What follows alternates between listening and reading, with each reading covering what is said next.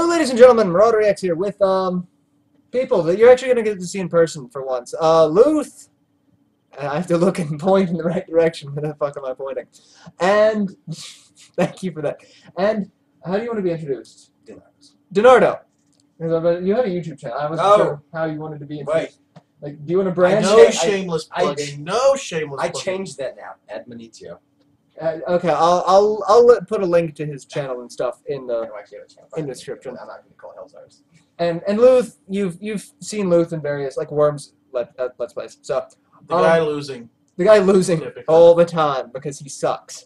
So me and Luth have had we did the state of the video game industry discussion a while back, and right after that he came to me and was like, I've got another topic that I really want to talk about one of these days whenever we get the time, and we've got the time now, and that was JRPGs versus Western RPGs. And I'm really just going to take this. I'm going to start with that and just kind of branch into the RPG market in general, because it's the whole concept of an RPG has kind of gotten watered down. Right. In the last couple, but we'll get to that because I'm sure that topic will be brought up during this conversation. Say about that. And he does. And as you can tell, I'm wearing my traditional hat. DiNardo is wearing my Mario hat that I thought about wearing last time, and Luth is wearing a very stylish. This is this guy's scarf. It matches his sweater. It matches his sweater. But I'm wearing it through proxy, so I match him. I'm an accessory. If I touch him, I am actually also wearing the scarf. And I'm also wearing the hat, which is probably a better fit. Yes. So, JRPGs versus Western RPGs. I don't really have a stance on it because I kind of grew up with both, because I grew up on JRPGs on consoles, but Western RPGs on computer. Because I was actually a very early PC gamer back with like the 286, like the old school 286 computers. I remember playing the Advanced Dungeons and Dragons games, the TSR games on that, and those really don't count as JRPGs because they're not. That's probably the inception. I would say it's the inception. It's Western role playing. It's very open-ended. You kind of like. I remember one of the very early ones, Dungeon Hack. I was telling you about this the other day. It's a first-person perspective. Every level of the dungeon is randomly generated. You will never go through the same dungeon twice, but it will give you a code to where you can replicate that dungeon when you played it. And I thought at the time that was high-tech shit. That was amazing level technology of having a completely randomly generated dungeon. Right. 20 floors down, each floor different. Yeah. And every time you play the game is going to be different. And I really think that was like you said, the inception of Western RPGs, because when you say a Western RPG, what's a title that comes to mind? The big ones now, Mass Effect, Dragon Age, but if you think BioWare. BioWare. And most of those are, choice, user's choice, open-ended. Mass Effect has a very kind of definitive storyline, but it has the three definitive storylines. You can go the kind of neutral, or you can go the Paragon or the Renegade. Right. The Western RPGs seem to be much more focused on like living through your character. You are your character much more so than like character-driven JRPGs are. So. Yeah, the big thing that people talk about is JRPGs. I've seen a line chart of JRPGs are like this. It's like 3 or 4 little branching pathways, but they all end up at the same conclusion. And teenagers save the world. Yeah, teenagers, and then like Western RPGs are just right. And I really don't think that's fair, because Fallout's one of the big ones that people talk about in that sort of vein of you can go and do whatever the hell you want, but the game has a story mode. It has a beginning, a middle, and an end. Yeah. Whether or not you choose to actually pay attention to that is up to you. But even if you beat the game, that's not the end of the game. So why do people put it in that? I've always seen JRPGs as more you're playing through a storybook versus you're playing a character. Right. And JRPGs tend to be, I guess, less interactive for purposes of storytelling, and that's what it comes down to.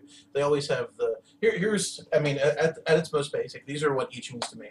When I look, I'm much more a JRPG fan than a Western RPG fan, because I was never that PC gamer. PC gaming is something that I started doing, in the past 5 or 6 years. And really, just with MMOs, I'm still not. If I have a choice of playing a shooter, I'm going to play it on the console every time. If I have a choice of playing anything except for an MMO, I'm going to do it on the console every single time, and that's just who I am.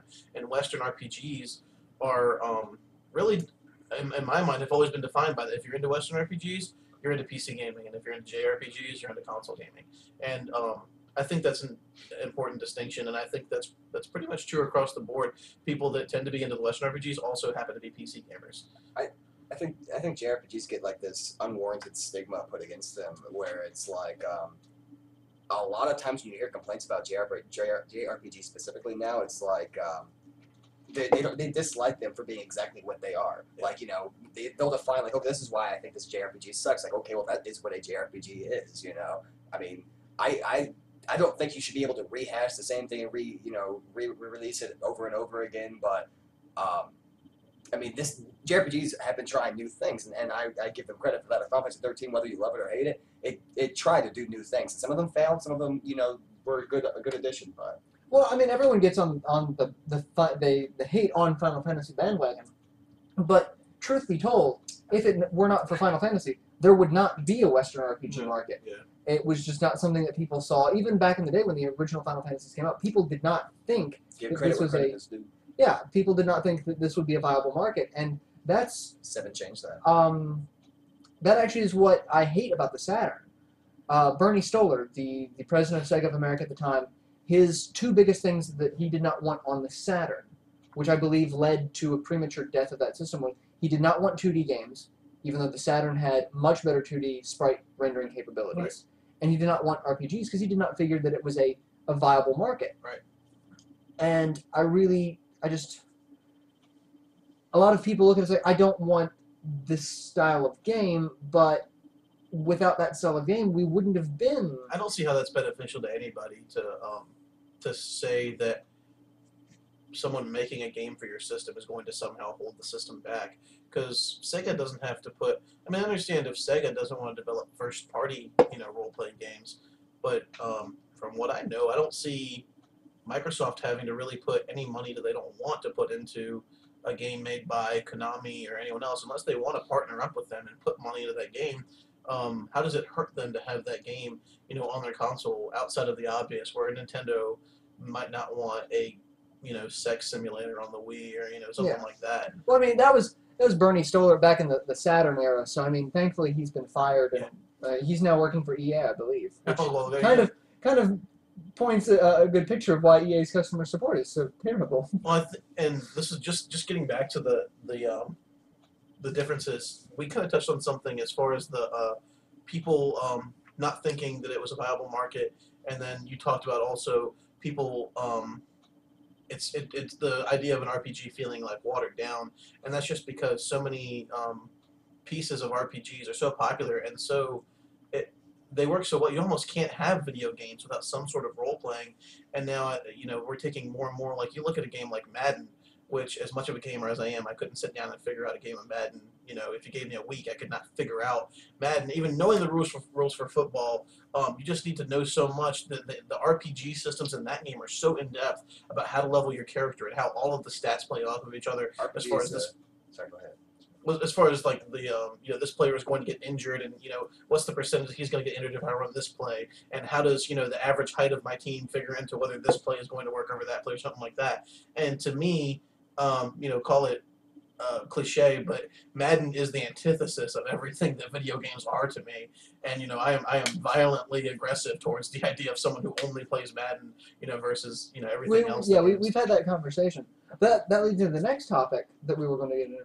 The watering down of RPGs. How do you define an RPG now? Because you've got so many different styles. I was actually having a conversation with someone else. How would you define Zelda? Is Zelda an action game? Is it an adventure game? Is it an RPG? Is it a hybrid?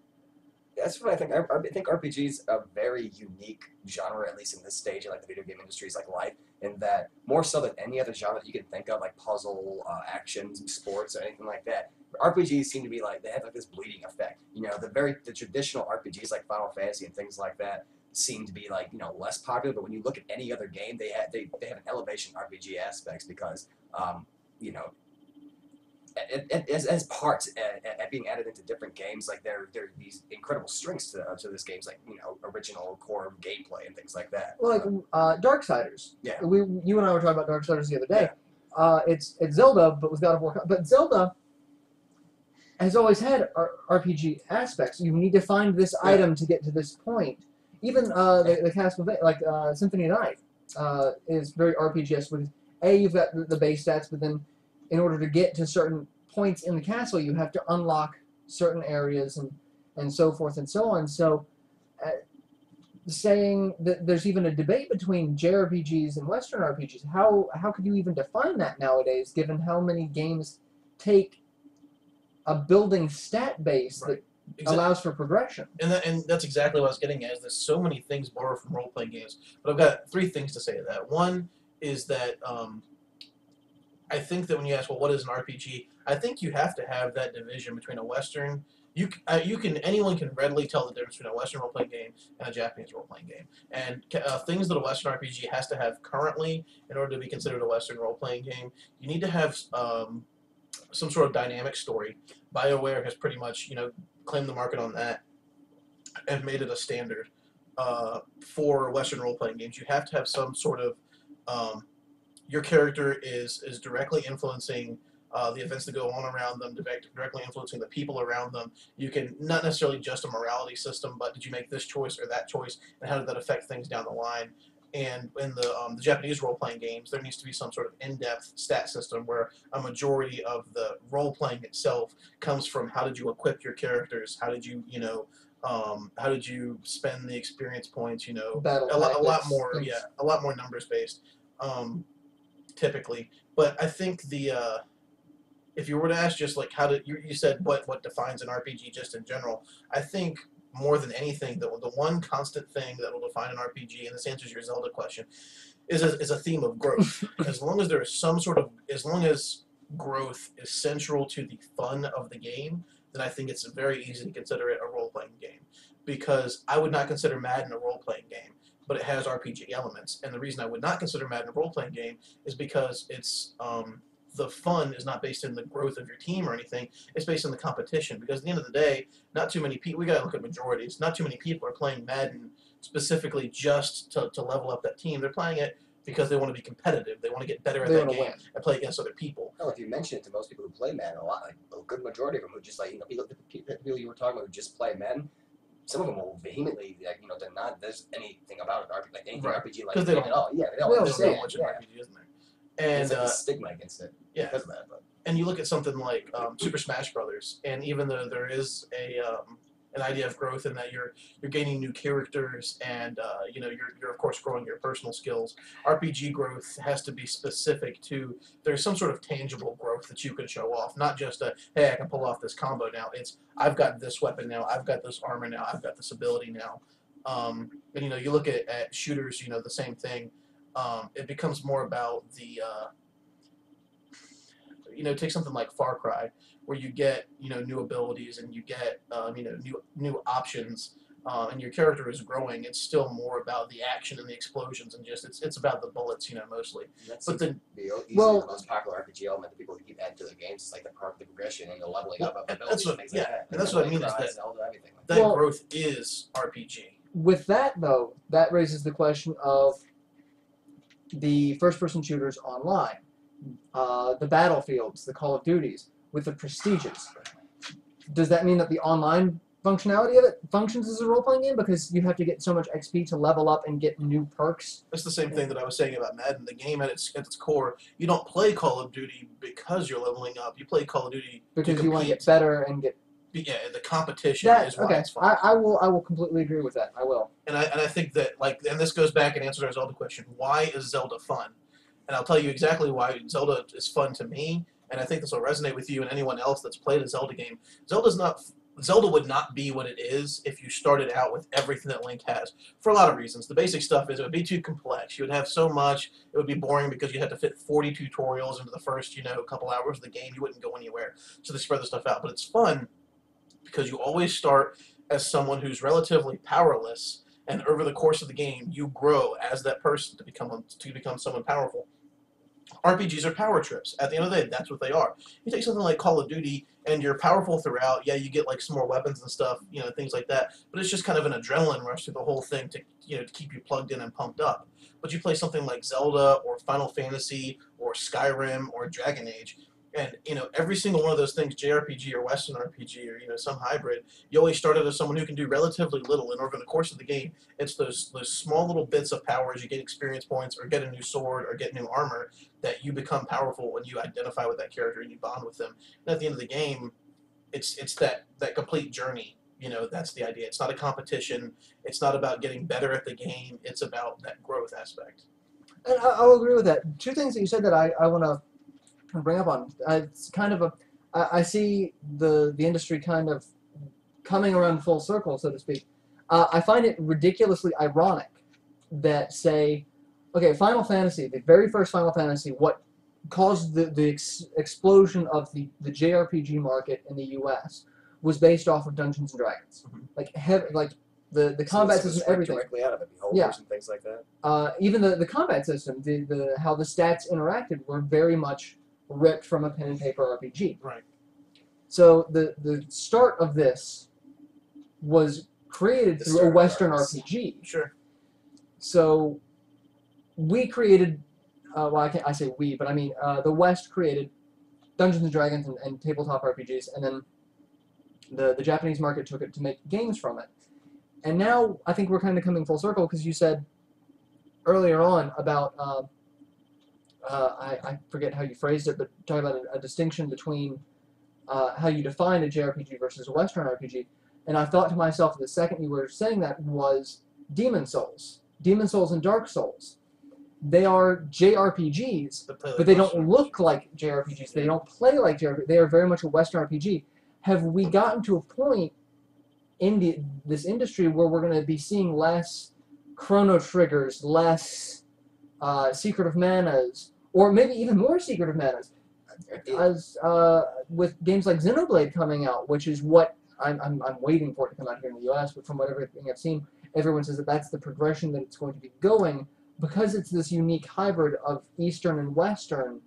It's the same storytelling for JRPGs, the same kind of style, but a little more free-flowing, the Western RPG. Have we gotten to the point to where the industry has kind of looked and said, this is what our origins were, again, should we start to go back to this? I think whether we like it or not, like the Japanese industry, video game industry is at like this point where, I mean, numerous prolific video game developers like Hideo Kojima, Keiji Inafune, is that his name? Yeah, Keiji, and some. Keiji's been very outspoken on the Japanese market, yeah. saying how He's the fact saying that like they don't, pretty much they're stagnant and they're going to die. But I mean, they're at this point where they have to change, and whether or not I agree with it, because I like both of you. I'm a big fan of JRPGs. I enjoy the heck out of them. No, but there's like this, yeah, and but they're just at this point where they have to evolve. They have to change, and a lot of them have stated that, like point blank. Well, me and Luth talked about that in the gaming industry discussion, because I think the gaming industry as a whole is gotten to the point where they're scared if they continue in the same vein they are for the next 5-10 years, it'll stagnate and it will have another arcade crash like we had in the 80s, where games just drop. Video games are at a very dangerous and exciting point right now, but going back to like this is the JRPGs and things like, what was I going to say? I had a point. Go ahead, you're going to say something, but I can't remember it now, Brett.